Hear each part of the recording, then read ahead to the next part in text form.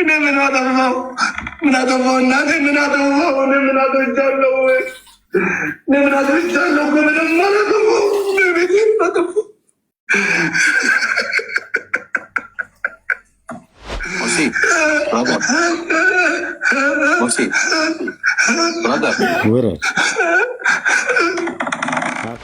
ጣዖታት ባሉበት እግዚአብሔር የለም። ስዕላት ባሉበት በኢትዮጵያ ኦርቶዶክስ እግዚአብሔር አለ ካልከኝ ሞኝነት ነው። አንተ ስዕል አቅፍ እየተሻሸ እግዚአብሔር ከኔ ጋር ነው ካልከኝ እንዴ በጭራሽ አንተ ጣዖት እያመለክ እንዴት እግዚአብሔር ካንተ ጋር ይሆናል? ስውሯ ማርያም አለች፣ ኩክየለሽ ማርያም አለች እና ጻድቃኔ ማርያም አለች። ከሶስቱ ማርያሞች የትኛዋ ናት ፈጣን ጸሎት የምትሰማና የምትመልስ? የምትገቡ ሰዎች በዚህ ሐሳብ ላይ ለምሳሌ ማርያም ለምንድን ነው የማትሰሚኝ? ምን አጠፋው እያለ ይሄ በጣም ነው የሚያሳዝነው። በእውነት አሁን የዚህን ሰው ቪዲዮ ቀጥዬ ሳሰማችሁ ታዩታላችሁ። በጣም ነው የሚያሳዝነው። ወደ ቪዲዮ ስንሄድ ምን እያለ እንደሚያለቅስ ስሙት ነው። ያኛውንም የሴቷን ልጅ ቪዲዮ ያለው ሰው ቢልክሊ በጣም ደስ ይለኛል። ማርያም አትሰሚኝም ወይ? ስሚኝ ስልሽ እስከ መቼ ድረስ ነው ዝም የምትይኝ?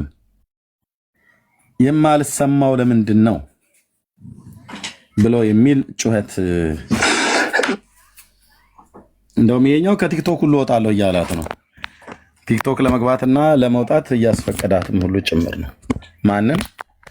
ማርያም ብለው የሚሏትን ማለት ነው። እስኪ ስሙ ወገኖች፣ እዩ ምን እንደሚል ስሙት።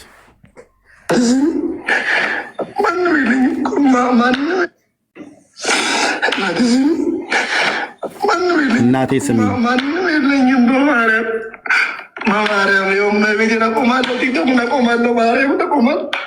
አንቺ ለድሮ ሲምኝ እኔን ያልተበላሸውም ማርያም ያልተበላሸው እኮ ቤትሽ መጥቻለሁ እኮ መጥቻለሁ ማለት ቅድም መጥቻለሁ አለ።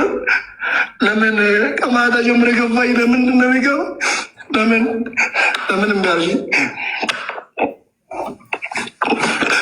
ሰማኝም ማርያም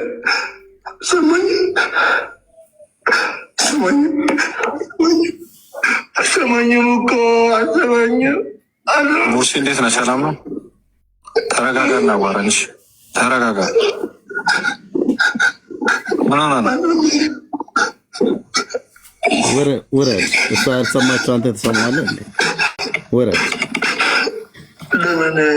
ስለምንድን ነው ማዘባኝ? ለምን አዘባኝም? ለምን አዘባኝ? ለምን አዘባኝም? እሷ ለምን አዘባኝም? ማዘባኝ እሷ ለምን አዘባኝም? ለምንድን ነው ማዘባኝ? ለምንድን ነው ማዘባኝ?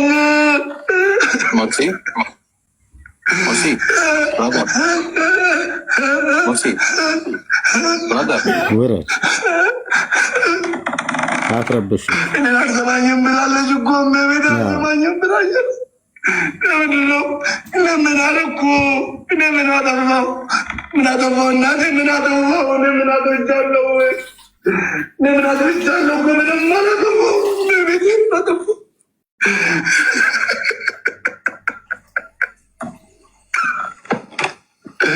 ለምን እንደቆለች ነኝ ገና እናቴ ለምን እናቆማለሁ? ማርያምን እናቆማለሁ። አንቺ ስሚኝና ማርያምን እናቆማል። እነኮ ቤቲ ሳልመጣ ውዬ አላውቅም። እናቴ እነኮ ቤትሽ ውዬ አላውቅም። ማርያምን ውዬ አላውቅም። ሁሉ ነገር በአንቺ ነው ማረገው። ለምንድን ነው ማሰቢ? ምን አጠፋሁ?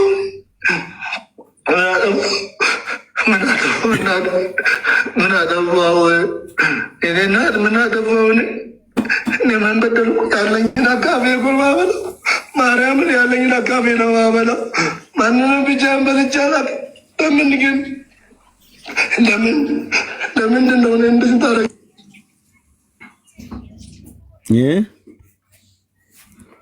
ምን አለ?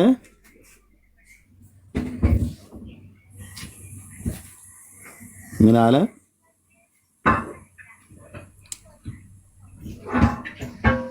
የቤተ ክርስቲያኒቱ እድገት ወደዚህ ደርሷል። ሰሙት ድጋሚ ማንም የለኝም በማርያም ማርያም የውም ቤቴን አቆማለሁ፣ ቲክቶክን አቆማለሁ። ማርያም ተቆማል። አንቺ ነድሮ ሲልኝ እኔን ያልተበላሸው ማርያም ያልተበላሸው ተበላሽተሃል ብላው ነው እንዴ? ያልተበላሸው ምለው ቆይ ተበላሽተህ ነው ተበላሽተሃል ብለዋለች መሰለኝ። አልተበላሸውም እያለ እየነገራት ነው። ግን ግንባሯንም ጉንጯንም በጥፊ ቢመታት ምንም አልሰማ አለች። ይሄ ነው መጨረሻ የአሕዛብ ጣዖታት አጋንንት ናቸው ብሎ የሚለው ለዚህ ነው። አልተበላሸውም እያላት ነው። ተበላሽተሃል ብላ ተናግረዋለች እንዴ? ወይ ሰው የተናግረውባት ነው? እመቤቴ ይሄ ልጅ ተበላሽቷል ብለው ነግረዋት ነው? እነሱን ከሰማይ ለምን እሱን አትሰማውም? እኔ ሁለት ስሜት ነው የተቀላቀለብኝ። ማንም የለኝም በማርያም ማርያም የውም ቤቴን አቆማለሁ፣ ቲክቶክን አቆማለሁ። ማርያም ተቆማል። አንቺ ነድሮ ሲልኝ እኔን ያልተበላሸው ማርያም ያልተበላሸው እኮ ቤትሽ መጥቻለሁ እኮ መጥቻለሁ ማለት ቅድም መጥቻለሁ። ለምን ልብ በሉ መጽሐፍ በኋላ በደንብ እንናገርበታለን። እዚህ ያለን ወገኖች በሙሉ አባ ብለን የምንጮህበትን አባ አባት ብለን የምንጮህበትን የልጁን መንፈስ ሰጠን ይላል። እዚህ የማይልልሃል ከበስተኋላ በመስታወት ማለት ከፊት ለፊት በመስታወት ከበስተኋላ በችፑድ መካከል ላይ ያደረገው የሰው እጅ ስራ የሆነ ስዕል ላይ እማዬ አለሚቱ ወተቲቱ ይልልሃል። ለዚህ ህዝብ እንደዚህ መሆን ማን ነው ተጠያቂው? ሰሙት። ጀምረ ገባኝ። ለምንድን ነው የሚገባው? ማንም የለኝም በማርያም ማርያም የውም ቤቴን አቆማለሁ፣ ቲክቶክን አቆማለሁ። ማርያም ተቆማል። አንቺ ነድሮ ሲልኝ እኔን ያልተበላሸው ማርያም ያልተበላሸው እኮ ቤትሽ መጥቻለሁ እኮ መጥቻለሁ ማለት ቅድም መጥቻለሁ። ለምን ከማታ ጀምሮ ገባኝ። ለምንድን ነው የሚገባው? ለምን እንዳልሽ ስማኝም ማርያም ለዘላለም አትሰማችሁም። ለዘላለም አሰማኝም እኮ አሰማኝም። ማንንም ሰምታችሁ ተረጋጋ።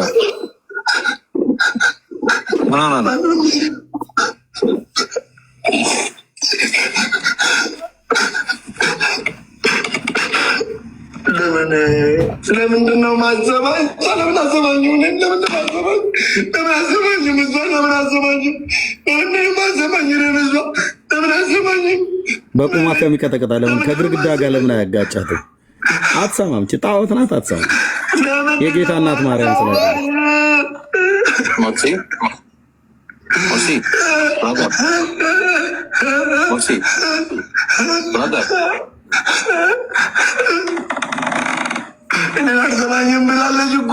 ከግድግዳ ጋር አጋጫት። አትሰማም።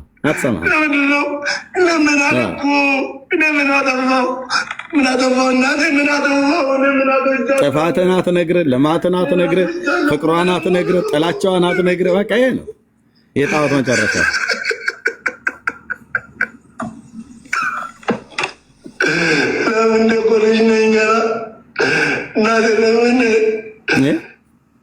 ምንሽ ነኝ ነው ያላት? ምንሽ ነኝ ነው ያላት? አንዳንዱ አማርኛ እኮ ነው በለቅሶ የኢትዮጵያ ለቅሶ እኮ በጣም ከዜማ ጋር የተቀላቀለ ስለሆነ አይገባኝም።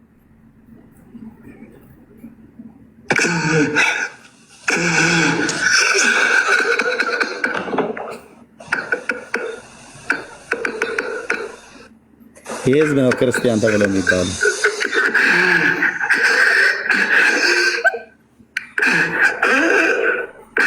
እናቆማለሁ። ማርያምን እናቆማለሁ። አንቺ ስሚኝና ማርያምን እናቆማለሁ። እነኮ ቤቴ ሳልመጣ ውዬ አላውቅም። እናቴ እነኮ ቤትሽ ውዬ አላውቅም። ማርያምን ውዬ አላውቅም። ሁሉ ነገር ባንቺ ነው።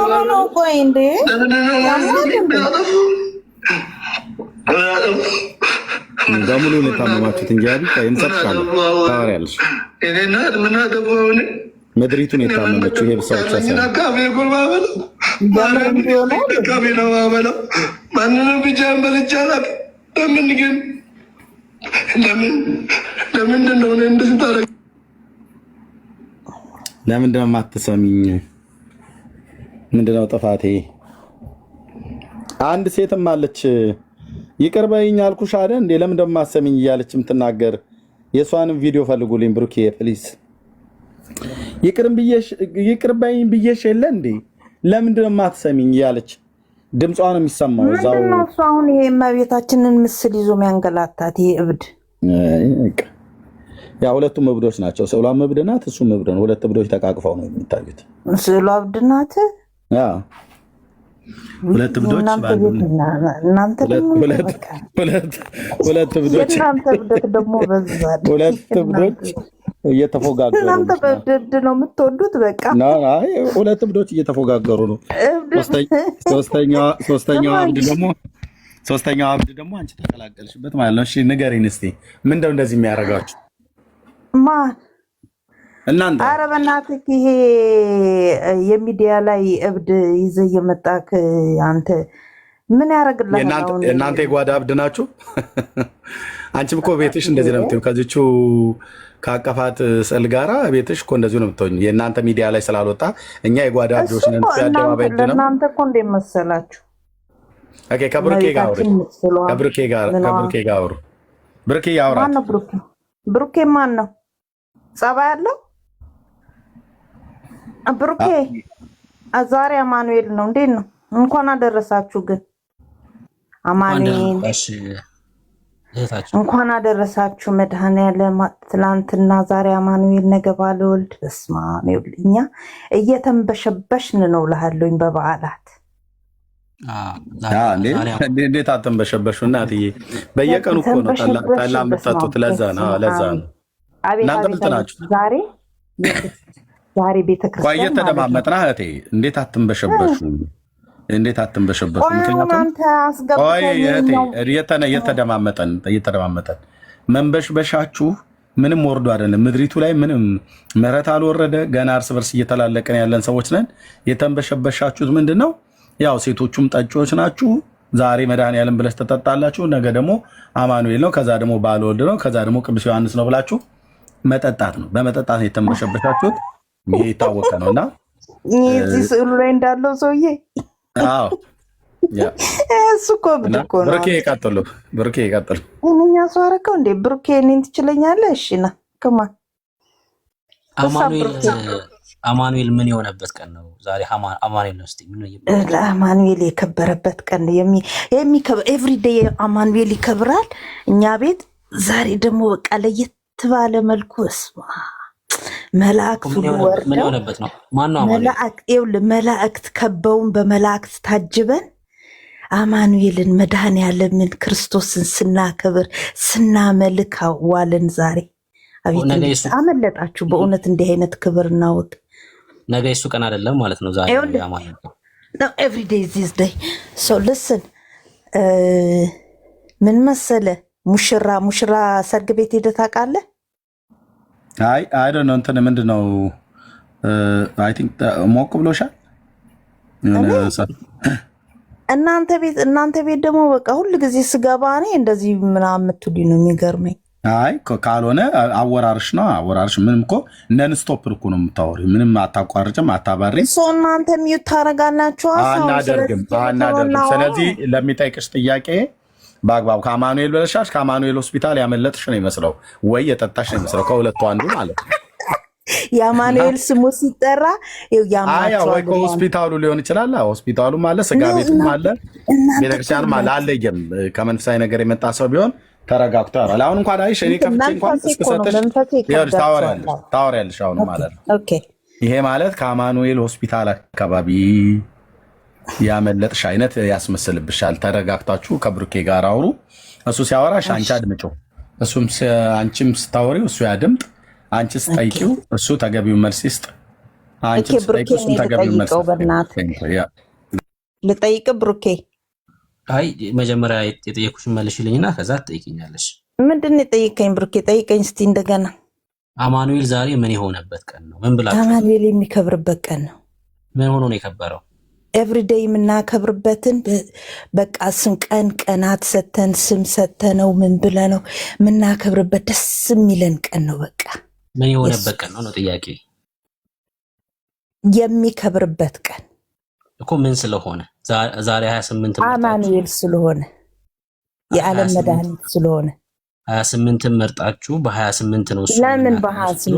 ለምን በ28 ይኸውልህ ዛሬ ጠዋት ቤተክርስቲያን ሲሄድ ማለት ነው ቅዳሴው አንድ ነው። ኤቭሪዴይ ብላችሁ ላስት ዊክ ቀኑ ምንድን ነበር መሰለ? ስንት ነበር መሰለ ቀኑ? ላስት ዊክ ሰንዴይም እንደዚሁ ይሄንኑ ቅዳሴን የቀደስነው። ኤቭሪዴይም ይኸው ቅዳሴ ነው የሚቀደሰው። አንድ ቅዳሴያችን ማለት ልዩነት የሌለው ምንም ያልጨመረ ምንም። ለምሳሌ በአንድ ማንን ነው የምታነግሱት? አማኑኤልን መድኃኔዓለምን ጌታ ፈጣሪ በአንድ። አዎ በሁለትም በሶስትም እስከ 30 ምናነግሰው ምናመልከው።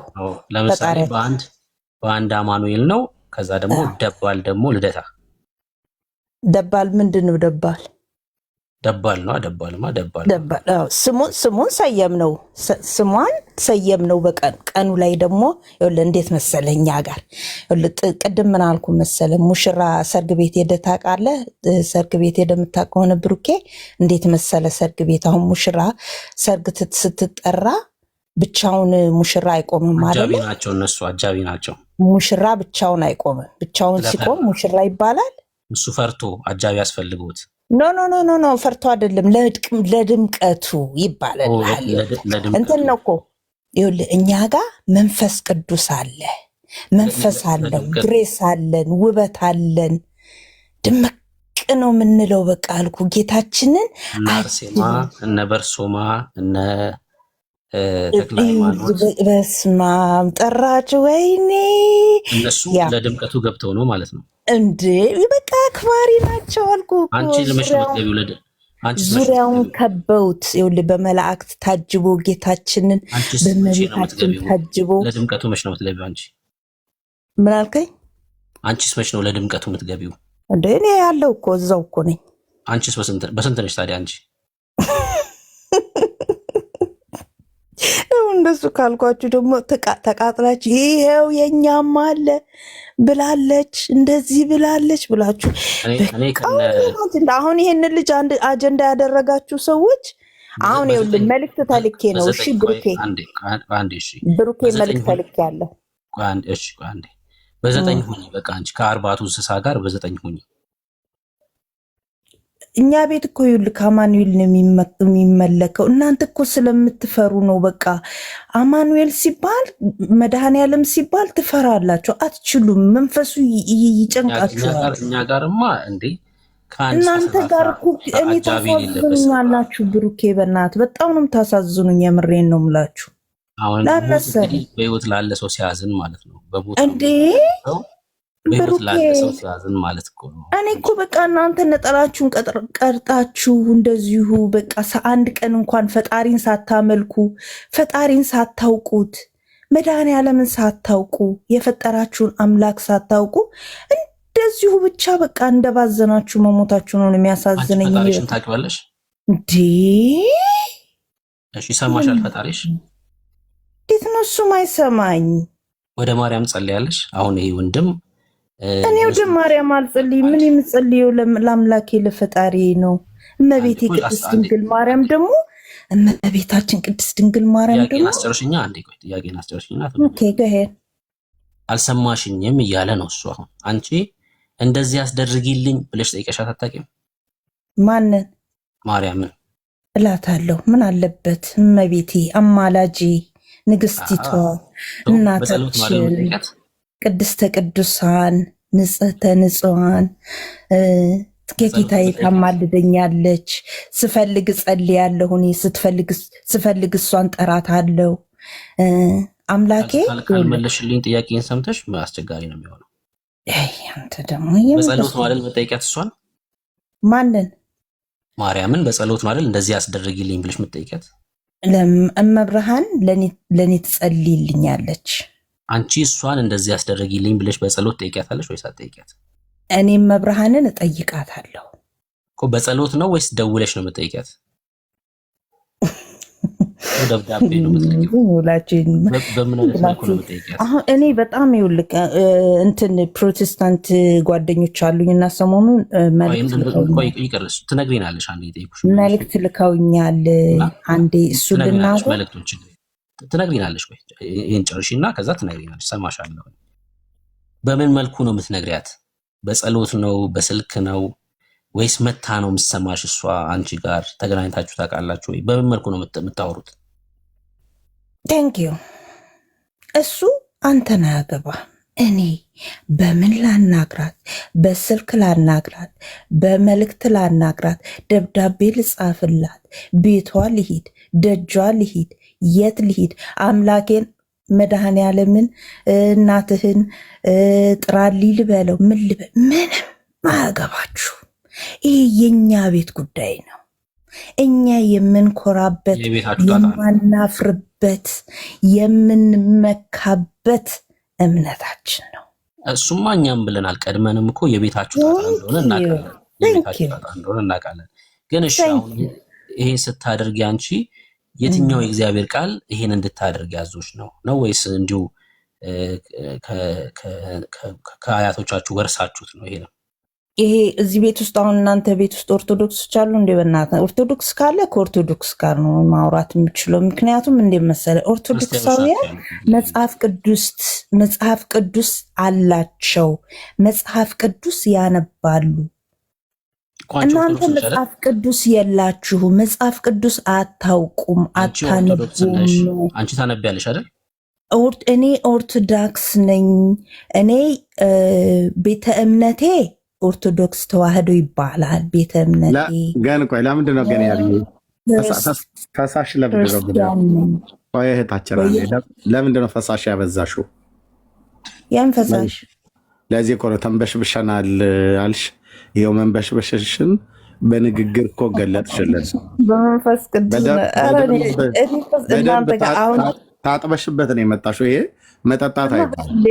ምክንያቱም ጥያቄ ስጠይቅሽ ሁለቴ ሶስቴ እንኳን በክሬሽ በፍጹም ምላስሽ ሊቆም አልቻለም። እኔ እኮ እናንተ ቤት ስገባ ብቻ ነው እንደዚህ አይነት ንግግር ሆነ። ሌላ ቤት በጣም ሰላም ሰው ነኝ። በልቻለው ከተንበሸበሸች ጋር ነው ተወጣው። እንግዲህ መድኃኒዓለም ይርዳህ። ጓደኞች አሉኝና መልዕክት ልከውኛል። እሱን ልናገር አንዴ። ማን ናቸው እነሱ? የላኩሽ ፕሮቴስታንት ጓደኞች አሉኝ። መልዕክት ልከውኛል። የምሬ ነው። ለመሰለ ምን ብለው መሰለ የላኩኝ እነዳን ለቢኒ አንቺን መልዕክት አድርሽልን አሉሽ አይደል? ፕሮቴስታንት የሆኑት ወንድሞች ከነፈንሽ እነሱ ራሳቸው ይናገሩ ነው። ራሳቸው ይናገሩ። ምንም ለመሰለክ እኔን የሚታረኩሽኝ አረስቱ ላይ ታወሪያለሽ። ከመቼ ወዲህ ነው ደግሞ የኛ የወንጌል አማኞች ስርዓት ያዥሽ? መቼ ነው ደግሞ አሁን ዝም ብሎ በጠላና ባረቄ የምትንበሸበሽ ኦርቶዶክሳዊ መልእክት ብለው የሚልኩት? ስራም አልጠፋባቸውም። የኛ ወንድሞች ቴክስት ያደርጋሉ፣ ይደውላሉ። አንቺ ማን ነው ተበላለክ ያደረገሽ? አንቺ የገባሽው አርእስቱ ላይ አውሪ። ያው ግን ፈሳሽ አታብዢ ለወደፊት። ይሄው ነው። ይሄንኑ ህይወት ወዳችሁ ነው አረቄና ጠላ ከመጠጣችሁ። የእናንተ ቤት የምመጥነውን አይነት አነጋገር ነው የምናገረው። ኦኬ። ስለዚህ አሁን ተረጋግተሽ እንትና ልከውኛል፣ እንትና ደግሞ እንደዚህ አለችኝ፣ እንትና ደግሞ እንደዚህ ብለው ከዛ ምናምን ብሎ እሱን ወሬ አንፈልግም። አረስቱ ላይ አውሩ። ማርያም ለምንድን ነው የማትሰሚኝ? ምን አጠፋው እያለ ነው። አንቺን ማርያም ትሰማሻለች። ከሰማችሽ ኦኬ። እሱን ስለምን የማሰማው ምክንያቱ ምንድን ነው? እሱን አብሩ ከብሩኬ ጋር። ብሩኬ ከአረስት እንድትወጣ አትፍቀድላት። እሺ። በመቀስ ሰዓት እኮ ነው የሚልክ። ገብተዋል አይደል? አሁን መጽሐፍ ቅዱሳዊ ማስረጃ ቅድም ለተናገርሽው አንተ አትችልበትም። ብሩኬ አትችልበትም። ማነክ እንትና ተመለስለት። ግን ኤኒዌይ ልጆቹ ምንድን ነው ያሉት? ይኸውልህ ብሩክ አዳምጠኛ እንዴ ፕሊዝ። ልጆቹ ምንድን ነው አሁን ምን መሰለሽ ልናስወርድሽ እንችላለን አይደል?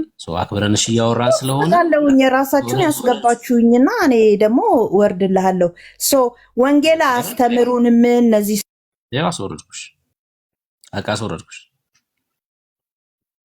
ገስት ልከሽ ነው የገባሽው። ሲጀምር በስርዓት ካልወረድሽ ደግሞ ትወርጃለሽ ማለት ነው። ትወርጃለሽ። የሚያወራ ሰው ገብቶ ያወራል ማለት ነው። እሺ እሺ፣ ሌላ ኦርቶዶክሳዊ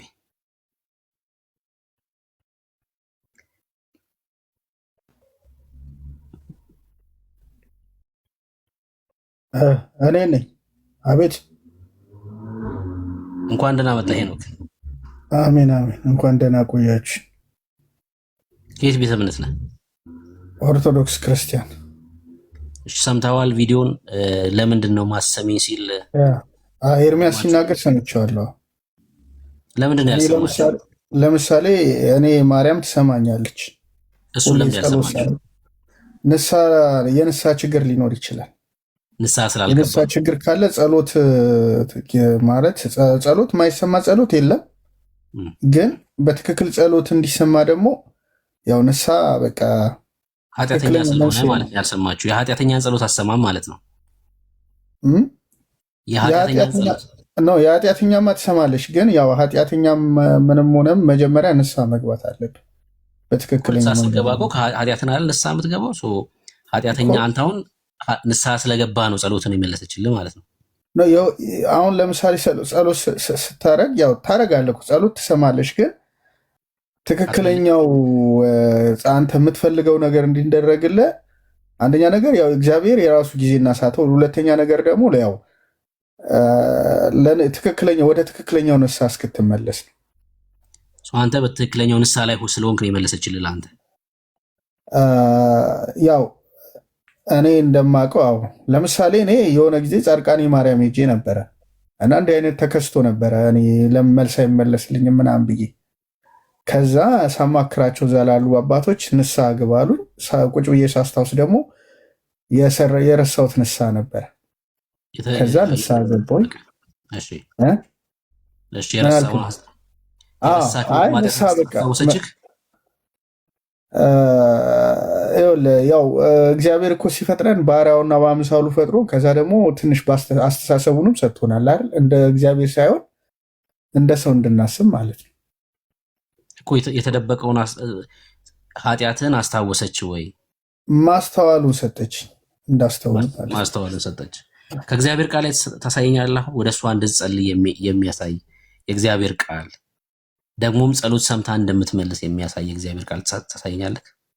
ጸሎት ሰምታ ሳይሆን ያው እኔ አማላጅ ናት። ገባ? አማላጅ በእኛና በክርስቶስ መሀል ያለች ትሰማኛለች ብለሃል። ጸሎት ከመድኃኒዓለም ከኢየሱስ ክርስቶስ መልስ ታሰጠኛለች። ሰምታ ከአንተን ጸሎት ማለት ነው። እስኪ ከእግዚአብሔር ቃል ላይ ጸሎት እንደምትሰማ ደግሞም ጠይቃ ደግሞ ጸሎት እንደምትመልስ የሚያሳይ የእግዚአብሔር ቃል የትኛው የመጽሐፍ ቅዱስ ክፍል ነው እንደዛ የሚለው? ለምሳሌ ጻድቁን በጻድቁ ስም የተቀበለ የጻድቁን ዋጋ ያገኛል። ምን ላይ ነው እንደዛ የሚለው? መጽሐፍ ቅዱስ ላይ አለለ እኮ። የትኛው የመጽሐፍ ቅዱስ? ቦታውን ለምን ትጠይቀኝ? እንዳለ እያወቅ ለምንድን ነው እኮ አሁን ለጠየኩ መልስ ከሆነ የትኛው ክፍል ላይ ነው እንደዛ የሚለው? ቆይ አሁን አንተ የእሷ ምስል እንዲማረጉ ለምን አስፈለገ? እሱ ምስሉንማ እኛ አይደለንም። ምስሉንማ ልጁ ነው ይዞ የመጣው። ገዝቶ ነው መቼም እንግዲህ ገዝቶ ይዞት ባቀፈው ምስል መቼም አትከሰው። ተቃቅፈው ነው እኮ እኛ አይደለም ያስተቃቀፍ ናቸው፣ ራሳቸው የተቃቀፉት። እንዴ ቀለም ያለ እንዴ? ራሳቸው ናቸው የተቃቀፉት። ቀለም ያለ እንዴ? ደህና ነህ? ሄድና ከሚስት ጋራ ቀለም በጥብጥ ብራዘርኝ እየገለሞቱ ሊሆን ይችላል። ምን ይታወቃል? መንፈሳዊ ግልሙትና እኮ የግድ ከግብረ ስጋ ግንኙነት ጋር ከሚገናኝ አይደለም። ይሄ ግልጽ የሆነ መንፈሳዊ ግልሙትና ነው። ከስዕል ጋር የሚተሻሽ መንፈሳዊ ግልሙትና ይሉታል የብሉይ ኪዳን ቅዱሳን አባቶች ነቢያት ማለት ነው። ሰው በዚህን ያህል ልክ በመንፈሳዊ ውርነት ሲመታ እንደዚህ ይሆናል ማለት ነው። ኦኬ፣ እንደዚህ ይሆናል ማለት ነው። ስለዚህ መንፈሳዊ ግልሙትና ይባላል። ከስዕል ጋር መተሻሸት፣ ወደ ስዕል መጸለይ፣ ወደ ስዕል መሳም። የብሉይ ኪዳን ነቢያት እንዳለን የሚናገሩት ይህን ቃል በቃል የሚጠቀሙት። እስራኤል ልክ እንደዚህ በሆነችበት ሰዓት ላይ ከጣዖታት ጋር ስትገለሙት ጋለሞታይቱ ሆይ ወደ እኔ ተመለሽ ይልሻል የሰራዊት ጌታ እግዚአብሔር እያሉ ይሉ ነበር። አሁንም ክርስቲያኔ ብሎ በሚል ስም የሚጠራ ከስዕል ጋር እንዲህ አይነት መንፈሳዊ ግልሙትና ሲገለሙት ጋለሞታ ሆይ ወደ እግዚአብሔር ተመለሱ ብለን እንላቸዋለን ማለት ነው። ቃል በቃል የብሉይ ኪዳን ነቢያት እንደተናገሩት ይሄ እንግዲህ ስዕሏን አቅፎ እየገለሞተ ሊሆን ይችላል። ሁለቱም አብረው እየገለሞቱ ሊሆኑ ይችላሉ። ምክንያቱስ ይሄ የጌታ እናት የማርያም ስዕል ስላይደለ ማለት ነው። ተራ ርካሽ የሆነች ጣዖት ስለሆነች ከዚህ ያለፈ ነገር ሌላ የምለው ነገር የለም፣ አይኖርም። ለማናደድ ብዬ አይደለም ሰውን፣ ልኳ ይሄ ስለሆነ ማለት ነው። ልኳ ይሄ ስለሆነ ማለት ነው። እቺ በዓለም ላይ ህዝብን በግልሙትና መንፈስ ውስጥ የከተተች መንፈሳዊ ግልሙትና ውስጥ የከተተች በጌታ እናት ስም የምትሰራ አውሬ ናት። የማያድግ ሕፃን ልጅ ሁሉ ቀን ታቅፋ ይዛ እሷ ሁሉ ቀን ትልቅ ሆና የምትታይ ኢየሱስን ግን ሕፃን አድርጋ ሁሉ ቀን የምታሳይ ማለት ነው። ኦኬ ሁሉ ቀን ሰው ሲያይ እሷን ትልቅ ሆና የምትታየው እሷን ያደገች እሷን የበሰለች እሱን ግን ዘላለም ኢየሱስ ነው ብለው የሚሉትን ዘላለም ከእሷ ክንድ ላይ የማይወርድ ይኸው ከልጅነት እስከ እውቀት አንተ ሕፃን ሆነ የ2 ዓመት ሕፃን ሆነ የ3 ዓመት ሕፃንም ሆነ እንደዚሁ ነው አቅፋ የነበረችው። አንተ አድገህ ዛሬ የ75 ዓመት ሰው ነህ ወይ የ40 ዓመት ሰው ነህ ወይ የ60 ዓመት ሰው ነህ። አንተ አድገሃል። ያ ሕፃን ግን ቤታችሁ ግድግዳ ላይ የተለጠፈ ፎቶ ግን አላደገም። እቺ እንደ ኤልዛቤል ናት ማለት ነው። ጣሏት እንዳለ ልትጣል ነው የሚገባው። እግዚአብሔር አስቀድሞ ከሰው ልብ ውስጥ ነው የሚጥላት። ስለዚህ ያው ስሚኝ አትስሚኝ ድብደባ ላይ ነው፣ ለቅሶ ላይ ነው ትውልዱ ማለት ነው። በአንድ ጎን ቢያሳዝነንም ህዝቡ በአንድ ጎን ደግሞ በቃ ምድራችን ላይ የተሰበከ ክርስትና ይሄ ነው። ለምን አትሰሚኝም ማርያም? ለምንድን ነው የማትሰሚኝ? ምን አጠፋው ብሎ የሚል ማለት ነው። ከዚህ የባሰ ውድቀት የለም። ከዚህ የባሰ ውድቀት የለም። ስለዚህ ከመንፈሳዊ ግልሙትና ውስጥ ውጡ። እግዚአብሔር መንፈስ ነው። በእውነትና በመንፈስ የሚሰግዱለትን ጌታ ይፈልጋል። ኦኬ። በሰው እጅ የተቀረጸ ቅርጻ ቅርጽን የተሳለ ስዕል ፊት ቆማችሁ ስትሰግዱ፣ ወደዛ ስትለምኑ፣ ወደዛ ስትጸልዩ፣ ከዛ ጋር ስትተሻሹ በሙሴ ሕግ መጽሐፍ እንደተጻፈው ትረክሳላችሁ። መርከስ ነው እና ከእንዲህ አይነት የጣዖት ግልሙትና ራቁ። ይሄው ነው መጨረሻው። ከዚህ በኋላ ስዕልና ቅርጻ ቅርጽ የሚባል ነገር ምራቅ መጥፊያ ነው የሚሆነው። ትውልዱ ጢቅ እያለበት ነው የሚጥለው ማለት ነው። ጢቅ እያለበት ያው አሁንም ድብደባ ላይ ነው ያለው። ጭንቅላቷን እየመታት ነው፣ ግንባሯን እየነካካት ለምን አትሰሚኝም? ምንድነው ጥፋቴ ብሎ ይላል። አትሰማውም። ከፊት ለፊት በመስታወት ከበስተኋላ በካርቶን መካከል ላይ የእሷ ፎቶ ገብቶ ያለው ነገር የጌታ እናት ማርያም ነች ብሎ ሲሉ በእውነት ወንድሞች እንዴት እንደሚያሳዝን ታችን ሶፍት እና ከፊት ለፊት የመስታወት ከበስተኋላ ካርቶን ከመሃል ላይ ፎቶ ማለት ነው። የጋለሞታይቱን ፎቶ ከመካከል ያደርጋሉ። ከፊት ለፊት መስታወት ከበስተኋላ ችፑድ ካርቶን ማለት ነው። እቺ የጌታ እናት ናት? በፍጹም የጌታችን እናት የኢየሱስ ክርስቶስ እናት ማርያም እቺ ነች? በፍጹም የአባቶቼ አምላክ ምስክር ነው። በፍጹም አይደለችም። በፍጹም አይደለችም። ልጆቻችሁን፣ ዘራችሁን፣ ትውልዳችሁን ከእንዲህ አይነት ጠብቁ። እኛ የምናውቀው ጌታችን ኢየሱስ ክርስቶስን የወለደች እናቱ ቅድስት ድንግል ማርያም ኦኬ፣ የእሷ ልጅ አድጎ 33 ዓመት ሆኖት በመስቀል ላይ ተሰቅሎ ለበደል ኃጢአታችን ሞቶ ከሙታን ተነስቶ ወደ ሰማያት አድርጎ በአባቱ ቀኝ አለ። አሁን እድሜው በኢትዮጵያ ካላንደር እድሜው 2018 ዓመት የሞላው አምላክ ሰው በአብ ቀኝ አለ። አምላክ ሰው የገሊላው ኢየሱስ በሰማያት አለ ነው የምልህ። ኦኬ፣ በሞተበት አካል ተነስቶ በሰማያት አለ። የሆነ ጭባ የማያድግ ከርሞ ጥጃ የሆነ ሕፃን ልጅ እናንተ ቤት ግድግዳ ላይ የተለጠፈ እቺ አሁን ከዚህ ራቁቱን ሆኖ ከሚተሻሻት ሴትዮ ጋራ እንደዛ አይነት ማርያም የለችም። አናቅ ራቁቱን ሆኖ ከሚተሻሻት ጋራ ማለት ነው። ሰሚኝ አትስሚኝ እሰምሻለሁ።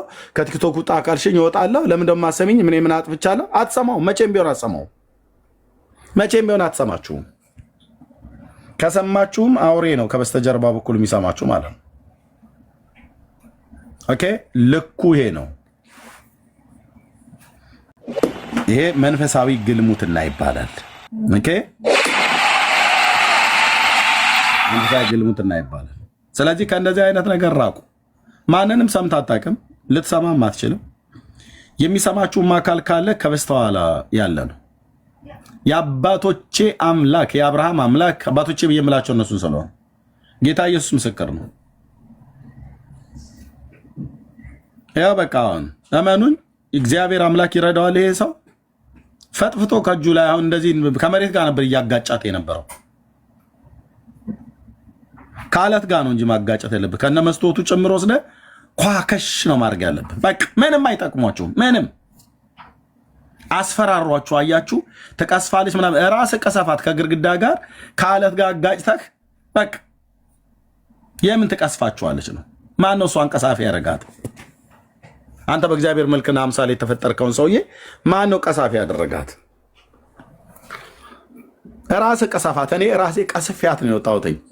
ጌታ ኢየሱስ ምስክሬ። የዳር የተቀበልኩ ቀን አውጥቼ ነው ፈጥፍቼ ጣልኳትኝ። ወዲያውኑ ትራሽ ውስጥ ቆሻሻ መጣያ ውስጥ ማለት ነው። ፈረንሳይ ለጋ ሲሆን ነበር። ከዛ ታላቅ ወንድሜ ቤት ናዝሬት ሄጄ አንስቼ ከግድግዳ ላይ አልኩ፣ ሚስትየው እስክታብድ ድረስ ማለት ነው። ኳከሽ ተከራከር ሲሲ ራሷን ታስመልጥ፣ ራሷን ታስጠል፣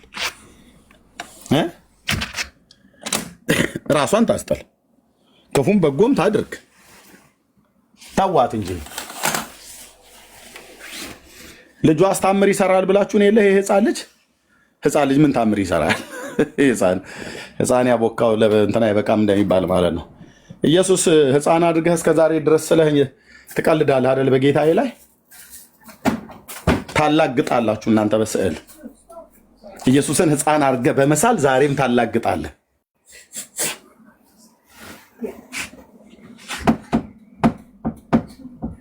ይኸው ስሚኝ እያላት ነው። ለምን ደሞ አትሰማው?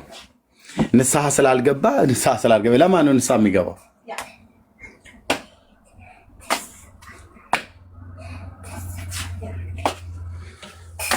እንደዚህ ነው። እንደዚህ ዘመን መጣ ማለት ነው። እና ብርኪ ቤቱን መራው ቀጥል። ቴንክ ዩ።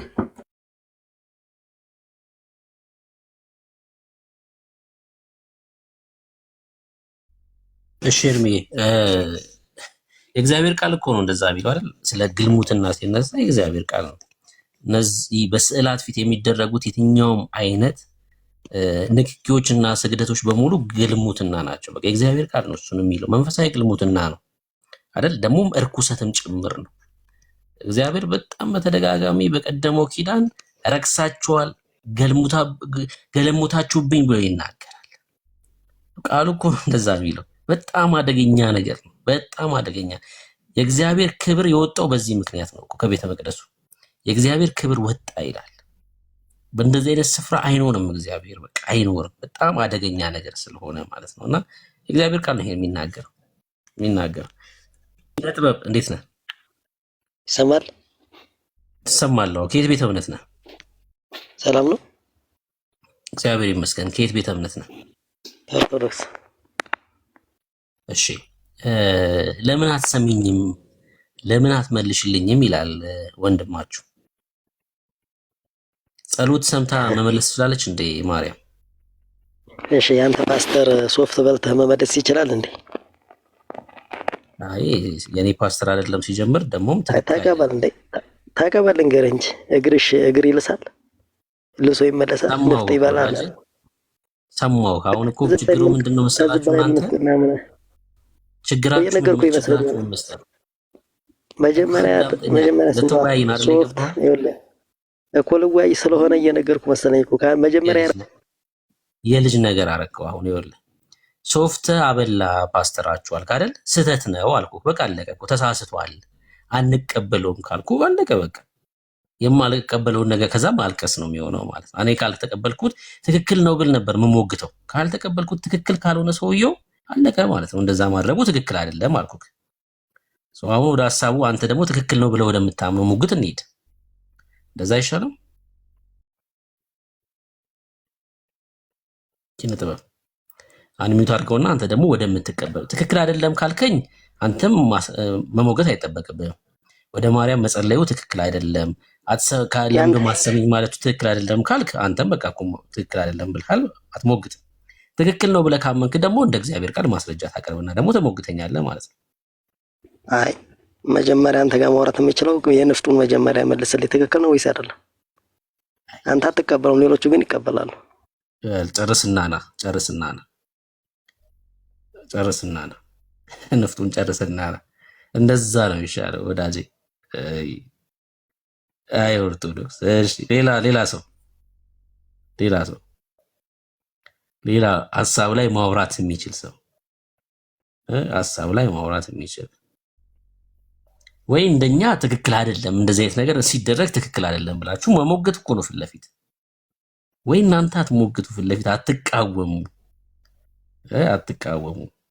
እውነት ነው ብላችሁ ታምናላችሁ። ካመናችሁ ደግሞ ለዛ ማስረጃ እኛ ትክክል ያልሆነውን ትክክል አይደለም። ዘይት ይሸጣል አይደል? ትክክል አይደለም። እኔ ያ ትክክል አይደለም ካልኩ በቃ እኮ አለቀ። መተብንም ለቅሶ ነው የሚሆንበት። እኔ ካልተቀበልኩት ይሄ ልምምድ ትክክል አይደለም መደረጉ ካልኩኝ አለቀ በቃ። ምንም ልክ ነው ብለህ ነበር ከእግዚአብሔር ቃል ላይ ማስረጃ አስጠኝ። እኔም ስለምቀበለው ማለት ነው።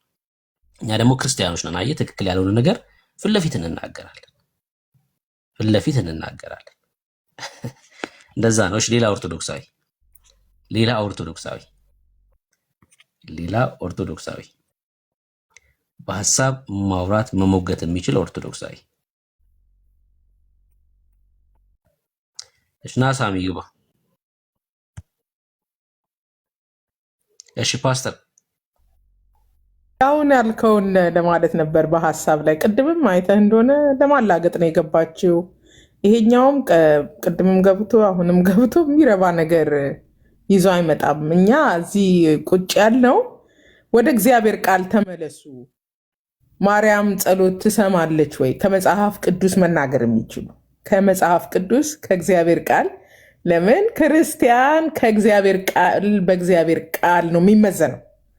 እና ህዝብም እየሳተ ነው እናንተም ተሳስታችኋል ካልን አይ አልተሳሳትንም፣ የእግዚአብሔር ቃል እዚህ ቦታ ላይ እንዲህ ይላል የሚል መጽሐፍ ቅዱስን አንብቦ የሚያውቅ እግዚአብሔር ቃል የተደገፈ መልስ መስጠት የሚችል ሰው ብቻ በሀሳብ ላይ የሚሟገት። አሁን ደስ የሚል እኮ ነው። ይቺ ሶፍቷ ነገር ሁሌ ያነሷታል፣ ልክ አይደለም እየተባለ አሁንም ያነሷታል፣ ልክ አይደለም። ያሳዝናል። ደግሞ አሁን ከሚወዷትና ከሚያመልኳት ጋር ይቺን ሶፍት ማንሳት ራሱ እኮ ያን ያህል መልስ እንደሌላቸው ነው የሚያሳየው። እና ፕሊዝ ህዝብ እየሳተ ነው። ህዝብ ወደ ጣዖት አምልኮ እየሄደ ነው። በአደባባይ ስዕል አቅፎ እያለቀሰ ነው። ልክ አይደለም። እንዴት ታዩታላችሁ የሚለውን መልስ ለመመለስ ቢገቡ ጥሩ ነው። ቁም ነገር ይዘው ያ ልክ ነው። ግን ምንድነው መልስ የለውም እኮ አይደል? ይሄ መልስ የለውም። ያምኑታል እንጂ መጽሐፍ ቅዱሳዊ ማስረጃ የላቸው። ይቀበሉታል። አንደኛው ነገር ምንድነው? አያነቡም። የእግዚአብሔር ቃል አያነቡም። እውነት በቃ በድፍረት የምናገረው ይሄን ነው። የሰሙትን ነው መጥተው የሚነግሩን። እኛ ህይወታችን ነበር እኮ እንደዛ ነበር እኮ። ለመሞገት የሆነ ጥቅሶችን ይዘን እንመጣና ተኩስ አድርገን ከዛ እንደዛ ነበረ። ከእግዚአብሔር ቃል ጋር ያላቸው ቆይታ ጊዜ እንደሚታወቅ ነው። አይነበብም። የእግዚአብሔር ቃል አይነበብም። የሚሰሙትን ነው መጥተው የሚነግሩን። ክፍሉን አጥንተውት ምንድነው ሐሳቡ፣ ከስዕላት ጋር ያለው ነገር፣ ስለ ጸሎት ምንድነው የእግዚአብሔር ቃል የሚለውን አጥንተው አይደለም የሚወጉት። ቢያጠኑማ የእግዚአብሔር ቃል ቢያጠኑ እኮ ኦርቶዶክሱን አይቆዩም ነበር ሰዎቹ። መቀጠል አይችሉም ነበር። ኦርቶዶክሱ ነው። የእግዚአብሔርን ቃል ሰው ካነበበ የእግዚአብሔርን ሐሳብ ይረዳል ማለት ነው። ለምሳሌ መዝሙር 65 ጋር ይደርሳል። የእግዚአብሔርን ቃል እያነበበ ያለ ሰው ጸሎትን ወደምሰማ ስጋ የለበሰው ሁሉ ወደ አንተ ይመጣል። እዚህ ጋር ሲደርስ ምን ይላል ማለት ነው? ጸሎትን አይሰሙም ማለት ነው። እነዛ አይደል? ጸሎትን እነዛ መስማት አይችሉም። ጸሎት የሚሰማው ማን ነው? እግዚአብሔር ነው ማለት ነው። ማን ነው ወደሱ የሚመጣው? ስጋ የለበሰው ሁሉ፣ ሰው ሁሉ ማለት ነው። የተአምራት ባለቤት እርሱ ብቻ እንደሆነ፣ ከሱ ውጭ ተአምር ማድረግ ማንም እንደማይችል የእግዚአብሔር ቃል ይናገራል። ከዛ በማርያም በኩል ድናለሁ ብሎ ተስፋ አያደርግም ማለት ነው ሰው። የማድነው እኔ ብቻ ነኝ ይላል እግዚአብሔር። እሱም ብቻ ይከተላል ማለት የእግዚአብሔርን ቃል ሰው ማንበብ ሲጀምር ምን ይሆናል ማለት ነው? ክርስቲያን ነው የሚሆነው። ክርስቲያን ነው የሚሆነው። ከስዕል ጋር ሲተሻሽ አይውልም። ከስዕል ጋር ሲተሻሽ አይውልም። እሺ በጣም እኮ ነው የሚያሳዝነው። ያው እስኪገቡ ድረስ እንወያይበት። መሀል መሀል ላይም አሰሙ ምንድን ነው ይሄ ሰው እንኳን ዝም ብሎ ለመሳደብ የሚገባ ነው። እስቲ ብሩ እንግዲህ ከብሉይ ኪዳንም ከአዲስ ኪዳንም እንግዲህ ብሉይ ኪዳን ማለት የአባቶች የጸሎት ልምምድ አለ፣ የነቢያት የጸሎት ህይወት አለ፣ የእስራኤል የጸሎት ህይወት አለ። እንደ ክርስቲያን ከወሩን ደግሞ እንደ ቤተ ክርስቲያን የሐዋርያት የጸሎት ህይወትና የጸሎት ጥያቄ አለ። የኢየሱስ የጸሎት ትምህርት አለ ስትጸልዩ ብሎ ሉቃስ 11 ላይ እና ተሳስታችኋል፣ አይ አልተሳሳትንም ካሉ ግን ይናገሩ። በጣም ነው የሚያሳዝነው። እግዚአብሔርን እንግዲህ ጌታ ኢየሱስ ምን አለ? ይህን ትውልድ በምን እመስለዋለሁ አለ። አንድ ጊዜ በጣም በቃ እንዲያደረግን ከበሮ መታ አታለቅሱም እንደዚህ የሚልበት ክፍል አለና እንደው አምላክና ፍጡርን አሁን በእርግጥ ይቺ አሁን ይሄ ሰው ይዟት ያለው ማርያም የመጽሐፍ ቅዱሷ አይደለች። በመጽሐፍ ቅዱስ ላይ ያለችው ማርያም የጌታችን የመድኃኒታችን የኢየሱስ ክርስቶስ እናት ወደ እሷ ተጸልዮ አያውቅም። እሷ ጸልያ መስግና ታውቃለች። እና ከየት የመጣ ልምምድ ነው? ክርስቲያንን ስለምትሉ ነው እኮ የምንሟገተው። እግዚአብሔር በቀጥታ ኤርምያስ 33 ላይ ወደ እኔ ጩህ ነው የሚለው። ደቀ መዛሙርቱ ኢየሱስን ጸሎት አስተምረን ሲሉ ገና ከመጀመሪያው ቁጥር ላይ አባታችን ሆይ ስትጸልዩ እግዚአብሔር አባትህ ነው ብሎ ነው የጀመረው። እና ተሳስታችኋል። ይሄም ብላቴና ምሳሌ ነው እኮ በቃ እንደ በአደባባይ የሚዲያ ሰው ስለሆነ በቃ ያው የአደባባይ ላይ ያለውን ሀዘኑን ለመግለጽ ምስሏን ይዞ ለምንድን ነው ማሰሚ የሚለው ጥያቄ በእንባ የታጀበ ማለት ነው። ይሄ እኮ የህዝቡን ሳምፕል ነው በቃ። ስንቱ ደግሞ በየጓዳው ዕጣን እያጨሰ ምስሏ ስር እየተደፋ እንደሚንከባለል ታውቃላችሁ። ከምስል ጋር በተገናኘ ብሉይ ኪዳን ላይ ቅድም እነ ኤርሚም ሲናገሩ ነበረ። ራሱ እግዚአብሔር እንኳን በሙሴ በኩል የናስ እባብ ሰርተው ቀና ብለው እንዲድኑበት ለአንድ ጊዜ የተጠቀመውን አቆይተው ዕጣን እያጨሱ እግዚአብሔር ወይም በነቢዩ በኩል እግዚአብሔር እንዴት እንደገሰጻቸው ያንን ኔሽታው ብሎ ያንን ጣዖት ራሱ እግዚአብሔር ነው የሰጣቸው። ግን የሰጣቸው ለዛች ሰዓት ያውም ዮሐንስ ላይ ኢየሱስ ክርስቶስ እባብ እንደተሰቀለ ልጁ እንደዚሁ እንደሚሰቀል ምሳሌ አድርጎ የተናገረበት። ኑ እንነጋገር፣ ህዝቤ እውቀት ከማጣቱ የተነሳ ጠፍቷል ይላል የእግዚአብሔር ቃል። እውቀት ከሌለ ብርሃን የለም፣ እውነትን የምትይዙበት መንገድ የለም። እና ትራዲሽናል የሆኑ ብዙ ከእግዚአብሔር ከአምላክ እንግዲህ ወደ እሱ በቀጥታ ከመጮ ይልቅ እንዲህ ወደ ፍጡራን በአደባባይ ያሳፍራል፣ በጣም ያሳፍራል። አትሸሸጉ፣ ራሳችሁን አትዋሹ። ኑ በእግዚአብሔር ቃል እንነጋገር ነው የምንላችሁ። እና ብሩኬ በጣም ነው እንግዲህ ይሄ ነገር የሁሉንም በየጓዳ ያለውን ነገር በአደባባይ ይሄ ልጅ አውጥቶታል። መነጋገር አለብን። ጨዋ ሰው መጥቶ ያናግረን።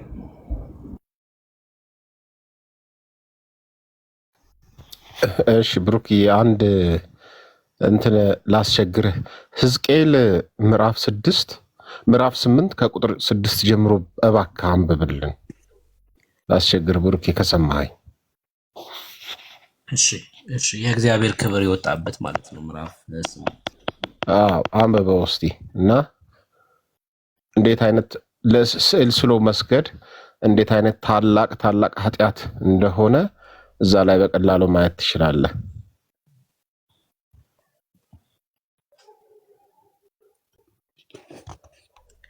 እርሱም የሰው ልጅ ሆይ የሚያደርጉትን ከመቅደሴ ያርቁኝ ዘንድ የእስራኤል ቤት በዚህ የሚያደርጉትን ታላቁን ርኩሰት ታያለህን? ደግሞም ተመልሰ ከዚህ የበለጠ ታላቅ ርኩሰት ታያለህ አለኝ። ወደ አደባባዩም መግቢያ አመጣኝ። ባየውም ጊዜ እነሆ በግንቡ ውስጥ ፉካ ነበረ። እርሱም የሰው ልጅ ሆይ ግንቡን ንደለው አለኝ።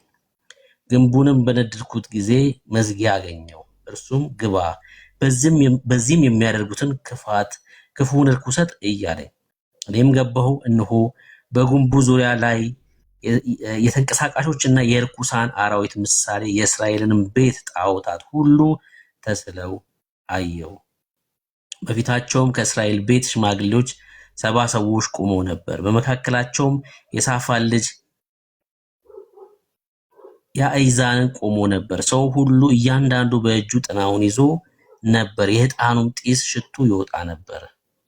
እርሱም የሰው ልጅ ሆይ እሺ አየሁ አይደለም ተስሎ ነበረ። የእስራኤል ጣዖታቶች በቤተ መቅደስ ውስጥ ተስሎ ነበረ ብሎ ይናገራል። ይህ ታላቅ ኃጢአት ብሎ ነው የሚጀምረው። የትኛውም አይነት ስዕል በግልጽ የእግዚአብሔር ቃል ኃጢአትና በደል እንደሆነ፣ በእርሱ ፊት አጸያፊ እንደሆነ፣ እስራኤልን ከእግዚአብሔር ፊት ያሸሸ እንደሆነ በግልጽ ይናገራል። ይሄን አስተምሩም እነዚህ ሰዎች። በጣም የሚያሳዝነው ነገር እኔ ብሩኬ ምንድነው መሰለ፣ እቺ ሀገር እንደዚህ መቀጠሏ እስካሁን ድረስ በዚህ ድንቁርና እና ጨለማ ውስጥ እንዴት እንደቀጠለች ሁሉ ይገርመኛል። እንዴት እንዳሳለፍኩት ሁሉ ይገርመኛል። እንዴት እንዳደግን አገር ሆነን እንዴት እንደቀጠለን ሁሉ ይገርመኛል። የእውነቴን ነው ማወራና እስቲ እዚህ ጥቅስ ላይ ሂድበት ብሩኬ። አመሰግናለሁ። ይሄን ለማለት ነው። ተባረኩ። ልውረድ፣ አስወርደኝ። ተባረክ። ቅድምም ሳነሳው የነበረው ይሄን ነው። ኤርሜ በጣም ብዙ ጊዜ ይሄን ጥቅስ ያነሳዋል። ሕዝቅኤል መጽሐፍ ምዕራፍ 44 ከማርያም ማህፀን ጋር አያይዘው ያነሱታል አይደል? አይደለም በጭራሽ። ሕዝቅኤል የተመለከተው ይሄን ነው። በቃ የእግዚአብሔር ክብር ወጣ ይላል። ምን ብያችኋለሁ? ሕዝቅኤል መጽሐፍ ምዕራፍ 8 ማለት ነው። ጣዖታት ባሉበት እግዚአብሔር የለም። ስዕላት ባሉበት በኢትዮጵያ ኦርቶዶክስ እግዚአብሔር አለ ካልከኝ ሞኝነት ነው። አንተ ስዕል አቅፍ እየተሻሸ እግዚአብሔር ከኔ ጋር ነው ካልከኝ በጭራሽ። አንተ ጣዖት እያመለክ እንዴት እግዚአብሔር ከአንተ ጋር ይሆናል? ስዕል እየተሻሸ ግልሙትና ውስጥ ሆነህ እንዴት እግዚአብሔር ከአንተ ጋር ይሆናል? ምንድነው ቁጥር 6 ላይ የሚለው? የሚያደርጉትን ከመቅደሴም ያርቁኝ ዘንድ ነው የሚለው። ከመቅደሱ ምን የእግዚአብሔር ክብር ወጣ ነው የሚለው አይደል? ከቤተ መቅደስ የእግዚአብሔር ክብር ወጣ ነው የሚለው እና አደገኛ ልምምር ነው። አጸያፊ ነገር ነው። በነገራችን ላይ በደንብ እንድታስተውሉ የምፈልገውን አንድ ነገር ልንገራችሁ። የኢትዮጵያ ኦርቶዶክስ ስዕላትን በሙሉ ከዚህ በኋላ አያስፈልጉም፣ መቀደድ አለባቸው ብላ አውጣ ብትጥላቸው እንኳን ከዚህ ከመንፈሳዊ ግልሙትና ነፃ አትሆንም። በጣም የሚገርመው እኮ እሱ ነው። አይ ስዕላቱ ብቻ አይደለም በኢትዮጵያ ኦርቶዶክስ ተቀዶ መጣል ያለባቸው። እሺ ለምሳሌ ይሄ የያዘው ልጅ ማለት ነው፣ ስዕሉን የያዘው ልጅ ስዕሉ አያስፈልግም ተባልና ተቀደደ። ከዛስ ለማርያም የሚሰግድ ከሆነ ያው ነው፣ እዛ ውስጥ ነው ያለው። ስዕሉ እንኳን ባይኖር ለማርያም ከሰገደ ግልሙትና ውስጥ ነው። ምክንያቱስ በመንፈስ የሚደረግ ለሰው የሚደረግ ስግደት የለም። በመንፈስ የሚደረገው ስግደት ለአምላክ ብቻ ነው። የለችም እኮ ማርያም። ስግደቱ በምንድን ነው? ስዕሉ እንኳን ቢቀደድ አያስፈልግም ስዕል ከዚህ በኋላ በኢትዮጵያ ኦርቶዶክስ ቢባል ቢታወጅ እንኳን በመንፈስ የሚደረገው ስግደት ራሱ ጣዖት አምልኮ ነው ወዳጄ። ለፍጡር በመንፈስ አይሰገድም፣ ለአምላክ ነው በመንፈስ። ዮሐንስ ወንጌል መጽሐፍ ምዕራፍ 4 ይህን ስለሚናገር አደገኛ ነገር እኮ ነው። ይህን እንዴት አታስተውሉም? በጣም አደገኛ ነገር ነው። ስግደቴን በመንፈስ ትቀበለኛለች ብለህ እያመንክን ያለው ስግደቴን በመንፈስ ይቀበለኛል ሚስተር ኤክስ የተባለው ጻድቅ እያልክ ብለህ ነው እያመንክ ያለው። ህይወትህን እያበላሸክ ነው ያለው። በእውነት ነው የምላችሁ፣ ህይወታችሁን በዛ ላይ ለኢትዮጵያ መርገም ነው ይሄ ነገር፣ መርገም ላለንበት ችግር በሙሉ ማለት ነው። ላለንበት ችግር በሙሉ የኢትዮጵያ ታሪክ ጦርነት ነው እኮ እንዳለ። እስኪ ተመልሳችሁ እንዳለ ቼክ አድርጉ፣ ህይወታችንን ታሪካችንን ቼክ አድርጉ። ጦርነት ነው ጦርነት ነው። እንትና መጣ ከእንትና ጋር ተዋጋ አለፈ ነው በቃ። ታሪካችን እንዳለ ቼክ አድርጉት። በየት በኩል ሰላም እውነት ዓለም አለ ሀገርህን ከአጋንንት ጋር ጋብቻ ፈጽመክ። አጋንንት ደግሞ ያጠፋል። ሊያጠፋክ ነው የሚመጣው። ሊያጠፋክ ነው የሚመጣው።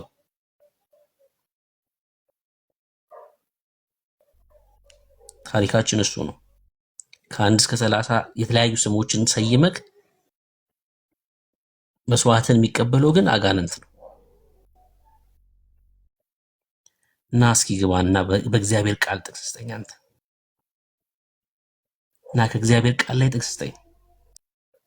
ኢየሱስ ኢየሱስ አትልም። አሁን ይሄ እኮ ነው ትልቁ ችግር። ኢየሱስ ኢየሱስ በል። ጣፋጭ የሆነ ስም፣ ህይወት የሆነ ስም፣ ነገርን የሚቀይር ስም፣ የዘላለምን ህይወት የሚሰጥ ስም፣ ካለህበት ችግር የሚያወጣ ስም ኢየሱስ ኢየሱስ በል ወዳጄ። እናትህ ስትወልድህ ማርያም ማርያም ሊሉ ይችላሉ ሰዎች፣ ግን ማርያም ማርያም ስለተባልክ አይደለም የተወለድከው። ልጆች የእግዚአብሔር ስጦታዎች ናቸው አይደል? መዝሙር መጽሐፍ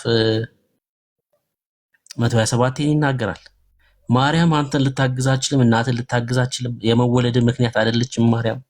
አያገባትም፣ አታውቅም። ሲጀምር እኮ አታውቅም። አንተን እዚህ ምድር ላይ መኖርህን እንኳን አታውቅም።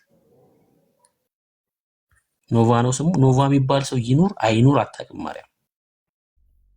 የእግዚአብሔርን እኮ ነው እየነጠቃችሁ ለሰው የምትሰጡት፣ ለፍጡር የምትሰጡት። አንተን ከነጸጉር ብዛት የሚያውቅህን አምላክ አትከተልም።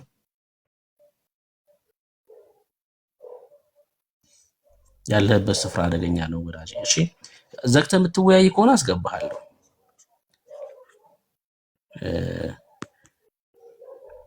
ለለቅሶ ከሆነ ግን ያው ምን ትሰራለህ? እኛ በህይወት ያለን ሰዎች ነን። በህይወት መንደር ያለን ሰዎች ነን። የለቅሶ መንደር አይደለም ያለ ነው እኛና የምትወያይ ከሆነ ሌላ ኦርቶዶክሳዊ መወያየት የሚችል ሌላ ኦርቶዶክሳዊ። እሺ አዳነው እንኳን ደህና መጣህ።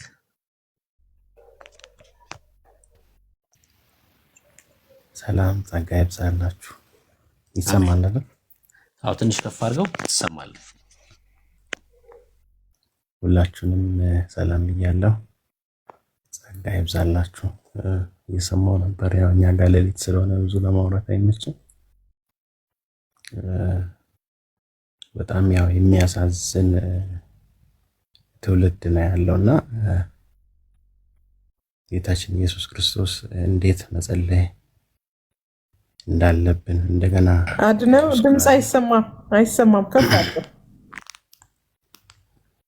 አሁን አይሰማም? ይሰማል አሁን በደንብ ጮክ። ትውልዱ በጣም የሚያሳዝን ትውልድ ነውና ጌታችን ኢየሱስ ክርስቶስ እንዴት መጸለይ እንዳለብን በግልጽ ያስቀምጧል። ቅድም እናንተም ብላችኋል። ትውልዱ በጣም የሚያሳዝን ነው። ምክንያቱም በጣም የመጽሐፍ ቅዱሳዊ የሆነ በጣም ይሄ የስህተት ትምህርትና ልምምድ ምን ያህል ከባድ እንደሆነ የምናይበት ነውና በጣም በጣም በጣም ነው የሚያሳዝነው። ምክንያቱም መልስ ለማይሰጥ፣ ለማይሰማ፣ ለማይናገር ስዕል ጣዖት ማለት ነው። እነዛ ትንቢተ ዳንኤል ላይ እኮ በግልጽ ለጣዖት ስገዱ በሚባልበት ዘመን አንሰግድም ብሎ የእሳትን ኃይል አጥፍተዋል። አሁን ግን ትውልዱ ስገድ ሳይባል በቃ ተታሎ እንደገና በልምድ በማስተዋልም ባለማስተዋልም ይሰግዳልና ማስተዋሉን ይስጣቸው ነው የምንለው። እና እውነት እንደ ትንሽ የሆነ መጽሐፍ ቅዱሳዊ ነገር ብኖራቸው ይባላል። ግን ኔቨር ብትሰማችሁ እንደውም እናንተ እንደምትሉ ጸሎታችሁን የምትሰማ እንኳን ብትሆን እኔን ተወኝ ነው የምትለው። እውነት ማለት ወደ ቃሉ ተመለሱ፣ ወደ አምላኬ ተመለሱ ነው፣ ወደ አምላካችሁና ወደ አምላኬ ተመለሱ ነው የምትላችሁ፣ የምትሰማ እንኳን ቢሆን ማለት ነው። እና ከዚህ ተረታ ተረት ውጡ ቱ ቢሆንስት በቃ እውነት ለመናገር እኛ ጋር ያሉ ፓስተሮች፣ አገልጋዮች አብዛኛዎቹ ከእናንተው ቤተ እምነት እግዚአብሔር እውነት ገልጦላቸው የመጡ ናቸው። ባላንስ አድርጎ እግዚአብሔር ማስተዋል አብዝቶላቸው ጸጋ አብዝቶ መንፈሱን አፍስሶላቸው ተባርኮ የመጡ ናቸው። በደንብ ግራና ቀኙን የሚያውቁ ናቸውና ብትመለሱ በቃ ከእንደዚህ አይነት ተረታ ተረት ብትወጡ ምንም ስዕል የሚሰማው ነገር የለም። እኔ እውነቴን ለመናገር ድሮ ሮብ ትምህርት ነበረኝና ካቶሊክ ቤተ እምነት በነበርን ጊዜ አንዱ አይ ቲንክ ዳይቆኖ ሲያስተምረን ተአምር ብሎ በስዕሏ ፊት ሰገደ እና ላቡን ወርዳ ጠረገች ምናምን አለ። በጣም ልጅ ስለነበርኩ እኔ ስዕሉን አላገኘውም እንጂ እኔ ራሴ ልጨፍር ነበር በስዕሏ ፊት። ግን በሰዓቱ ቤታችንም አልነበረም ስዕሉ እግዚአብሔር ይመስገን። እና ህፃናት እንኳን እኛ ጋር ያሉ ወንጌላውያን ላይ ያሉ ህፃናት እንኳን ያውቃሉ የመጽሐፍ ቅዱስን ትምህርት። ምክንያቱም ጤነኛ የሆነ ትምህርት ስለሚማሩ ጤነኛ እድገት ስለሚያድጉ ማለት ነው። ከህፃን እስከ አዋቂ ከታላቅ እስከ ታናሽ ለማይሰማ ለማይናገር ስዕል መስገድ ማለት ይሄ በጣም ጸያፊ ነው በእግዚአብሔር ፊት ማለት ነው። በእግዚአብሔር ክብር ላይ ሌላ ነገር ማድረግ ነው። እግዚአብሔር ደግሞ በክብሩ አይደራደርም እና ማስተዋሉን እግዚአብሔር ይስጣችሁ ነው የምለውና የሰው ጥበብ አይደለም። መጽሐፍ ቅዱስ ላይ አንድ ቃል አለ፣ ጥበበኞች ነን ስሉ ደንቆሮ ሆኑ ይላልና እስቲ ወደ እግዚአብሔር ጥበብ የሰው ጥበብ ባይዞ ድንቁርና ነው። በሰው ጥበብ የእግዚአብሔርን ነገር ማሰብ ሲሪየስ ነውና ተመለሱ ነው የሚለው። ተባረኩልኝ። ምናልባት እሰማችኋለሁ። ጌታ ይባርካችሁ። አሜን። ተባረክ። ጌታ ዘመንን ይባርክ። ድምፅ ትንሽ ዝቅ ብሏል እያሉ ነበር ታች። እንግዲህ ይሰማል ሌሊት ስለሆነ ስላለን እንግዲህ ያው ልንረዳው ይገባል። ተባረክ ወንድም አለም። ስውሯ ማርያም አለች፣ ኩክየለሽ ማርያም አለች እና ጻድቃኔ ማርያም አለች። ከሶስቱ ማርያሞች የትኛዋ ናት ፈጣን ጸሎት የምትሰማና የምትመልሰው? ከኩክየለሽ፣ ከስውሯ ማርያም እና ከጻድቃኔ ማርያም የትኛዋ ናት ፈጣን ጸሎት በመስማት? የትኛዋ ናት የምትመልሰው ቶሎ? ብዙዎቹ ስውሯ ማርያምን ይመርጣሉ ይመስለኛል። እንደዛ ስውሯ ኩክየለሽ ግን ያው እኔ ኩክ ያው ታውቃላችሁ ጆሮ ውስጥ ያለ ኩክ ማለት ነውና ኩክ ከሌላ ቶሎ የመስማት እድል አላት ብዬ አምናለሁ። እኔ ኩክየለሽ ተሻላችኋለች ነው ወይስ የስውሯ? የስውሯ ማርያም ወይስ የኩክየለሽ ማርያም ወይ ደግሞ የጻድቃኔ ማርያም? የጻድቃኔ ማርያም የትኛዋ ናት የምትሰማው? ለምን እዚህ ቦታ ሂዱ ይባላል አይደል? ጸሎታችሁን ትሰማለች። እዚህ ቦታ ያለችው ማርያም ጸሎት ትሰማለች፣ ወደዚህ ስፍራ ሂዱ ተብሎ ይነገራቸዋል። የተለየሽ ናት ኩክየለሽ ያለችዋ ማርያም። እሺ ቆይ በ21 አሁን የኩክየለሽ ነው የምትገኘው ወይስ ስውሯ ማርያም ነው የምትገኘው? የት ነው የምትገኘው? ነው ሁለቱም ጋር ትገኛለች። ለነገሩ ከመላእክት ውጪ ክንፍ ያላት ማርያም ነው ብለዋል። አራት አይ ነው ሰምታችኋል አይደል? እሱን ቪዲዮ ክንፍ አላት ማርያም እና ፈጣን ናት ብለዋል። በፍጥነት ታዳርሰዋለች ማለት ነው። ሁሉንም ክንፍ ስላላት ትራንስፖርት አያስፈልግም። ላጥ ብላ ደርሳት ትመለሳለች በየቦታው ማለት ነው። በእውነት ነው የምላችሁ በጣም አደገኛ ነገር ነው። እንደው ላስተዋለው ሰው እነሱ ያው በዛ ስፍራ ላይ ስላሉ እኛም በቀደመው ህይወት እዛ ውስጥ ስለነበርን እግዚአብሔር ካረዳ በስተቀር አትወጣም ከእንደዛ አይነት ህይወት። እግዚአብሔር ሲረዳ ነው ያለህበት ስፍራ ሞት እንደሆነ የሚገባክ ማለት ነው። ህይወት እንደሌለበት የሚገባክ እግዚአብሔር ሲረዳ ነው። እግዚአብሔር ይርዳቸው። በእውነት ነው የምላችሁ። እነሱ አሁን በጥላቻ ምንናገር ነው የሚመስላቸው አይደል? ማርያምን ደግሞ ወይ ደግሞ ጠልተናት እንደዚህ ምንናገር ነው የሚመስላቸው። በቃ መንፈሱ ነው የተቀበሉት መንፈስ ያታልላቸዋል። ኢየሱስ ስንል ለተቀበሉት መንፈስ ስለሚረብሽ ስፖንጅ አይደለም እየወረወርን ያለ ነው፣ ድንጋይ ነው የምንወረውረው። ይፈነክተዋል ያ መንፈስ። እዛ ይቃወሙናል። ለነሱ ደግሞ ክስ ይነግራቸዋል፣ የሐሰት ክስ ማርያምን ስለሚጠሏት ነው።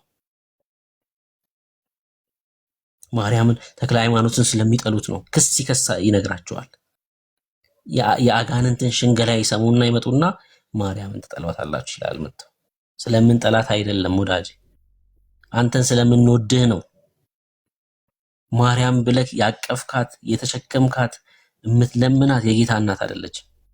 የጌታ እናትማ ምጸልይ ናት እኮ አብራ ከሐዋርያቱ ጋር አይደል? ሐዋርያት ሥራ መጽሐፍ ምዕራፍ 1 ቁጥር 14 ላይ ከሐዋርያቱ ጋር አብራ ትጸልይ ነበር በአንድ ልቡና። አይ ክርስቲያን ባህሪ ነው፣ የክርስቲያን ባህሪ ነው። አብራ ምጸልይ ናት እንጂ ወደ እኔ ጸልዩ እኔ አግዛችኋለሁ ምትል አይደለችም፣ አይደለችም በጭራሽ።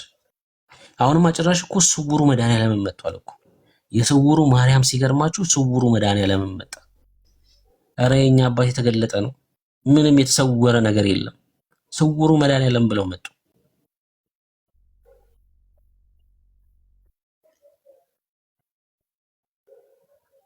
ጌታ ይርዳችሁ። በእውነት ያላችሁበት ስፍራ አደገኛ ነው፣ በጣም አደገኛ ነው። እግዚአብሔር ላይ ነው ተስፋችሁን ማድረግ ያለባችሁ። ጸሎት የሚሰማው እሱ፣ የሚመልሰው እሱ፣ ህይወት የሚቀይረው እግዚአብሔር ነው። በእግዚአብሔር ቤት ውስጥ ከፍና ዝቅ የለም አይደል? ጻድቃንን ሁላችንም በእግዚአብሔር ቤት ውስጥ በእግዚአብሔር ቤት ውስጥ ሁላችንም በክርስቶስ ኢየሱስ ደም የጸደቅ ነው። የኔና የማርያም ጽድቅ እኩል ነው ወይስ አይደለም? ክርስቲያኖች የማርያም ጽድቅ ይበልጣችኋል? ማርያም በጽድቅ ትበልጣችኋለች ወይ? እስኪ ንገሩኝ ክርስቲያኖች፣ ንገሩኝ እዚህ ውስጥ ያላችሁ ክርስቲያኖች። ማርያም በጽድቋ ትበልጣችኋለች እናንተ? ማርያም በጽድቋ ትበልጣችኋለች? ማትበልጠን ከሆነ ታዲያ እኩል ከሆነን ታዲያ እንዴት ወደ ጎን የሚጸልየው? ወደ እህት ትጸልያለህ እንዴ ታዲያ? ማርያምና እኛ በጽድቅ እኩል ነን ካለን እህትማማቾች ነን ማለት ነው። እህትና ወንድም ነን ማለት ነው በእግዚአብሔር ቤት ውስጥ። ታዲያ እንዴት ወደ እህት ትጸልያለህ? እኩል ነን። አዎ አይገርምም? ኮሜንት ላይ የጻፉት የሁላችንም የክርስቲያኖች እምነት ነው። ጽድቃችን እኩል ነው፣ የሚበላለጥ ጽድቅ የለም በእግዚአብሔር ቤት። ምክንያቱም ጽድቅ ስራ ስላልሆነ፣ ጽድቅ ከኛ ስላልሆነ። ጽድቅ ከኛ ቢሆን ኑሮ እንበላለጥ ነበር። ለምሳሌ ጳውሎስ በጽድቅ ይበልጠኝ ነበር ብዬ እናገር ነበር እኔ በድፍረት ማለት ነው። የጳውሎስን ተጋድሎ ተመልክቼ እኔን ስመለከት ጳውሎስ ይበልጠኛል በጽድቅ እላለሁ። ጽድቅ ግን በተጋድሎ አይደለም፣ በመሮጥ አይደለም፣ በአገልግሎት አይደለም፣ በደም ስለሆነ ሁላችንም በእግዚአብሔር ፊት ጻድቃን ነን። ጽድቃችን ይበላለጣል? ኧረ በጭራሽ። ኧረ ማርያም እኔን በጽድቅ አትበልጠኝም፣ ጳውሎስ በጽድቅ አይበልጠኝም።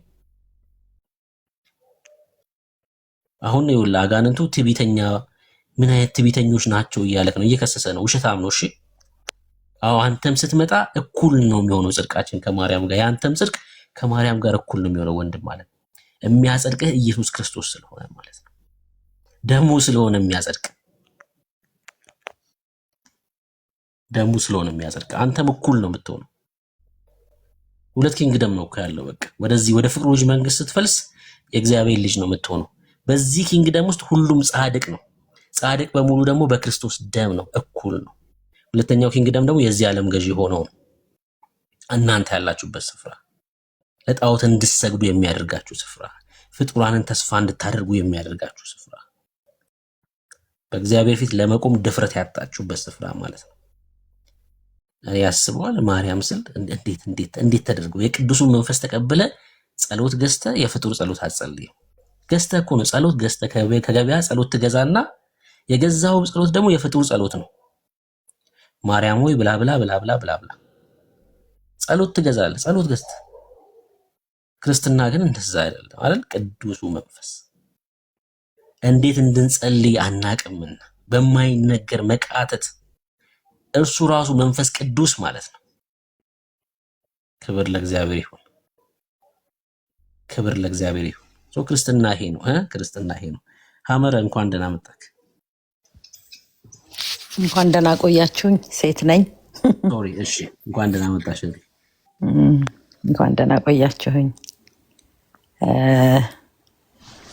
ያ መልካም ሀሳብ ነው እየተወያያችሁ ያላችሁትና ሁልጊዜ መቼም እዚህ ቤት እውነት እየተነገረ ነው ያለው።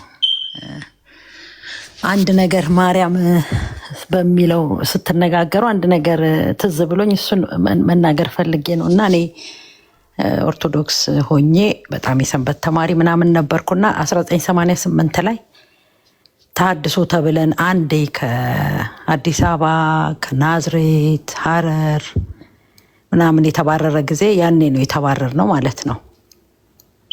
እና በዛን ሰዓት እኔ በምባረርበት ሰዓት በጣም ቤተክርስቲያን ላይ ፋሚሊ ጠቅላላ አክቲቭ ስለነበረን በጣም ተቃውሞ ሰፈራችን ያሉ ካህናት ምናምን ኃይለኛ ተቃውሞ ይቃወሙን ነበርና ከዛ በአጋጣሚ አንድ አሉ በጣም የሚቀርቡንና ሲያገኙኝ በቃ ካልገደልኩሽ ምናምን አሉኝ። ገና እርሶም ይመጣሉ ይበራሎታል ብርሃን ምናምን ጸልይሎታል ብያቸው ነበርና ቆይተው ታመሙ። እሳቸው በጣም ታመሙና ከዛ በዛን ሰዓት እናቴ አልነበረችም እና የእናቴ ጓደኛ ሲሄዱ ማርያም መታ ለምንድን ነው ከኔ በላይ ልጅን ያደረከው እና ትክክል አይደለህም፣ ህዝቡን እያሳትክ ነው፣ እኔ ያላልኩትን ነው አንተ የምትለው አለችኝ። እና ብላቸው ላይሆን ይችላል ሰውየው ልባቸው ውስጥ እውነት አለ። በጣም ነው ቃል የሚያውቁትና ልባቸው ውስጥ እውነት አለና እና እናንተንም እንደዚህ በዛን ሰዓት የሚሞቱ ነው የመሰላቸውና ሰውየው ለሚሄደው ሰው በሙሉ ያው የእናቴን ጓደኛ ግን ምን አሏቸው፣ ንገሯት ለሷ እንዲህ ብላኝ ነበር ብለው ነው የነገሯቸውና በሚገርም ሁኔታ በቃ ላገኙት ሰው በሙሉ ይሄን ነበር የሚነግሩት፣ ልክ እንዳልሆኑ ማርያም ከኢየሱስ እንደማትበልጥ መዳም በኢየሱስ እንደሆነ ላገኙት ሰው ሁሉ ይናገሩ ነበረ ማለት ነው። ሊጠይቃቸው ለሚሄድ ሰው በሙሉ እና ጌታ እድል ሰጣቸውና ተመለሰው ሲድኑ ግን ወደ ነበሩበት ተመለሱ። እና ምን ልል ፈልጌ ነው፣ ካህናቶች በደንብ ነው እውነቱን የሚያውቁት። ብዙዎች መምህራኖች እውነቱን ያውቁታል በደንብ አድርገው ማለት ነው። እኛ በራሳችን መምህራኖች ነው እውነት የተነገረን ማለት ነው። ቀስ እያሉ እውነትን የነገሩን የራሳችን መምህራኖች ናቸው። ከኮልፌ ካለው የማታ ትምህርት ጴንጤ በእግዚአብሔር ቃል እየበለጠን ሰውን እየወሰደብኝ ነው እና የማታ ትምህርት መቋቋም አለበት ብሎ የማታ ትምህርት የአውደ ምሕረት ትምህርት እንዲቋቋም የጠየቀው ያ የኛ የነበረው በጣም ያኔ በጣም መክረር ነበረና ያ መቼም እግዚአብሔር ለመልካም ለበጎ አረገልን። በማስመሰል ሳይሆን በእውነት ነበረ እግዚአብሔር የምንፈልገው ቅናትም የነበረን ያንንም አይቶ እግዚአብሔር እድል ሰጠን ማለት ነው። እና አሁንም በዚህ ያላችሁ እህቶቼ ወንድሞቼ ስትቀኑ የእውነታችሁን ቅኑ። ገብቷችሁ ማለት እውነት መስሉ በቃ ለእንደዛ አይነት ሰዎች እግዚአብሔር ይገለጣል፣ እውነቱን ይገልጣል ማለት ነው። ዝም ብለን ግን የፉክክር በቃ የኛ ይበልጣል የሚል ከሆነ እድሜ ልካችንም በጨለማ ነው የምንኖረው ማለት ነው። እና ይሄንን ነው ለማለት የምፈልገው ማለት ነው። ምክንያቱም እውነትና ብርሃን ያለው የእግዚአብሔር ቃል ውስጥ ነው። የእግዚአብሔር ቃል ያላለንን እየኖርን ከሆነ ከእግዚአብሔር ተቃራኒ ነው እየኖርን ያለ ነው ማለት ነው። አጌንስት ሆነናል ለእግዚአብሔር ሀሳብ ማለት ነው። ለእግዚአብሔር ለራሱ ተቃራኒ ሆነናል ማለት ነው። ምክንያቱም እኔ ይህንን መንገድ ነው ለእናንተ ወደ እኔ የምትመጡበት መንገድ ይሄ ነው ኢየሱስ ክርስቶስ ነው ብሎ ሲሰጠን አይ ማርያም ናት ከሰው መካከል እኮ ምንም ለሰው ልጅ ቤዛ ሊሆን ስላልተገኘ ነው ኢየሱስ ክርስቶስ ቤዛ ሆኖ ወደ ምድር የመጣው። ብዙ ክብሩን ጥሎ ነው ወደኛ የመጣው ማለት ነው። ትልቅ ዋጋ ነው እግዚአብሔር ከኛ ጋር ለመታረቅ እኛን የነሱ የራሱ ለማድረግ ትልቅ ዋጋ ነው የከፈለው። ምክንያቱም ኢየሱስ ክርስቶስ ሰው ሆኖ ከሰውም ደግሞ የባሪያን መልክ ይዞ ነው የመጣው ማለት ነው።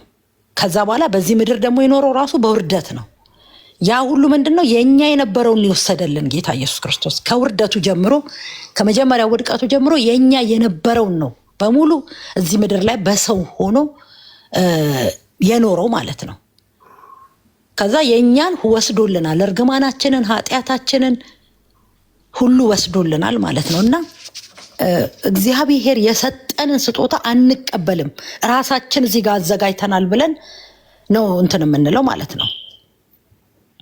ጳውሎስ እኮ ከኢየሱስ ክርስቶስ ጋር የሚተካከል ነገር እያደረጉ እንትን ስላሉት ነው፣ ስለነገሯቸው ነው።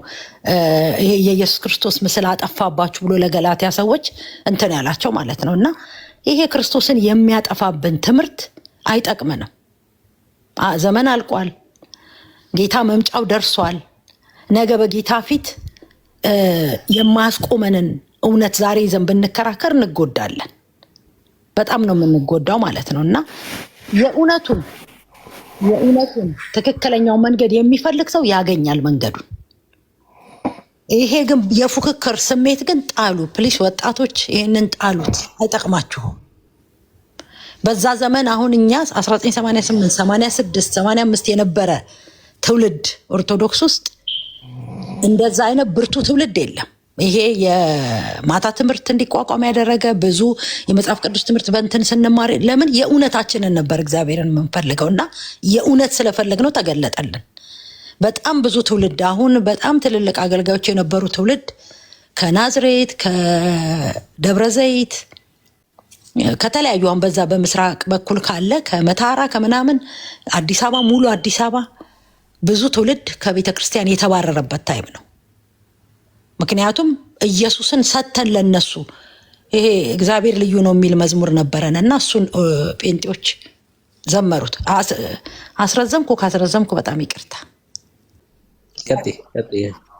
እና ያንን ዘመሩትና እንዳዘምሩት ከዚህ በኋላ የመዝሙር ተወግዟል ሲባል አንዴ ትውልዱ ተነሳ። በቃ በዛን ሰዓት እንዴ ምርጡን ለነሱ ሰተን እነሱ እኮ ጥሩ እንደሆነ ስላወቁ ነው የዘመሩት እግዚአብሔርን የሚያመሰግን ስለሆነና እኛ ምርጡን ለነሱ ሰተን እስከ መቼ ነው ብለን በጣም እንትናለን በዛን ሰዓት ማለት ነውና ኢየሱስንም ለነሱ ሰተን እያለን ነበር።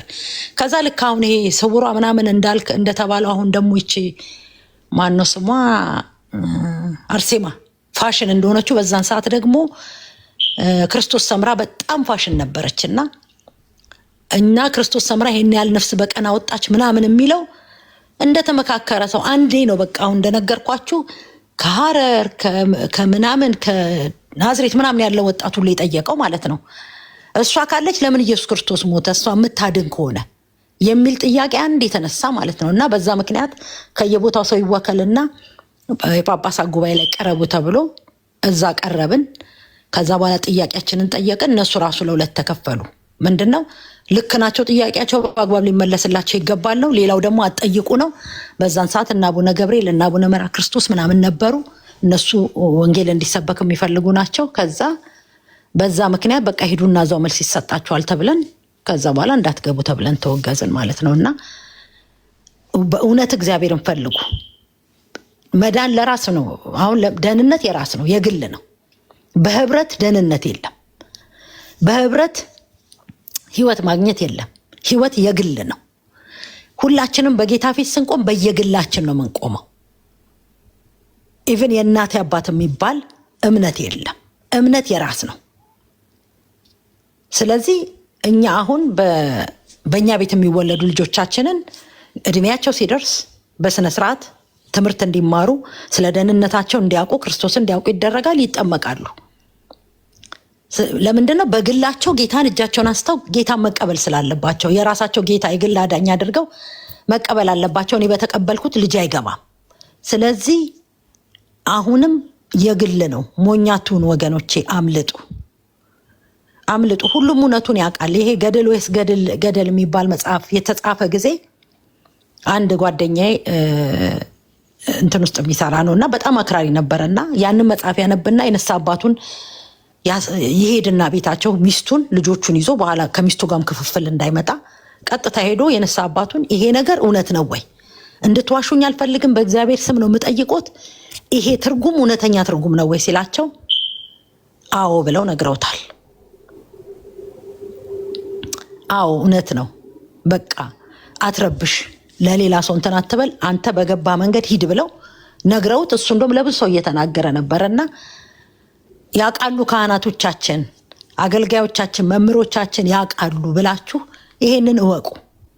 ያነቡታል ቃሉን፣ በዚህ ላይ ይማራሉ። አሁን የወጡ ሰዎች እነ መምህር ጌታቸው ምናምን እነሱ የሚተነትኑትን ሌላው ሰው አይተነትንም። ምክንያቱም እነሱ እዛ ሆኖ የተማሩት እውነት ነው፣ የሚያውቁትን እውነት ነው የሚከልሉት ማለት ነው። እና አሁን ቅድም የነገርኳችሁ ካህንም ማርያም እንዲህ ያለችን በህልሜ ብለው ተናገሩ እንጂ ቀድሞ የሚያውቁት እውነት ነው።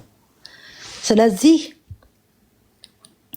በተቻላችሁ መጠን እውነትን በግላችሁ ለማወቅ ለመወሰን ሞክሩ፣ እወቁ። በቃ የእግዚአብሔርን ቃል አንብቡና እውነት ትክክለኛ መንገድ ላይ ነኝ ብላችሁ የሚል ከእግዚአብሔር ቃል ትክክለኛ መንገድ ላይ ነኝ የሚል ካገኛችሁ ቀጥሉ። ግን የእግዚአብሔርን ቃል አንብባችሁ በእርግጠኝነት ልክ እንዳልሆናችሁ እንደምታውቁ እርግጠኛ ነኝና እግዚአብሔር የሰጠን አንድ መጽሐፍ ነው፣ እሱም መጽሐፍ ቅዱስ ነው። አንብቡት፣ እሱን አንብቡት። እግዚአብሔርን ለማወቅ ፈልጉ። ህዝቤ እውቀት ከማጣቱ የተነሳ ጠፍቷል ያለው እግዚአብሔር ሰው እውቀት በማጣት ብቻ እንደሚጠፋ ስለሚያውቅ ነው። ስለዚህ በግላችሁ ወቁት። በግሉ አሁን ቅድም ስውሩ መድኃኒዓለም ተብሏል ሲል እኛ እርቃኑን በአደባባይ የሞተልን ጌታ ነው እንጂ ያለን ስውር አይደለም። የኛ ጌታ ራሱን በቃሉ የገለጠልን ነው። ለሚፈልጉት የሚገኝ ነው። ለሚጠሩት የሚመጣ ነው። ፈልጉ ታገኛላችሁ ያለ ጌታ ነው። ስለዚህ እሱንም ከፈለግነው እናገኘዋለን። እንወቀው ይላል። እንደገና ለማወቅ ደግሞ የራሳችንን ፍላጎት እናንተን ማሳየት እንዳለብን ይነግረናል የእግዚአብሔር ቃል። ስለዚህ በተቻላችሁ መጠን አምልጡ ወገኖቼ። በጣም ይህን እድል ዛሬ እግዚአብሔር ስለሰጠኝ በጣም ያስገቡኝንም አመሰግናለሁ፣ እግዚአብሔርንም አመሰግናለሁ። ትልቅ እናት ነኝ፣ 59 ዓመት እናት የልጆች እናት ነኝ። ስለዚህ የልቤን እውነት ነው የምነግራችሁ ወገኖቼ። ክርስቶስ ሞቶላችኋል፣ አትጥፉ።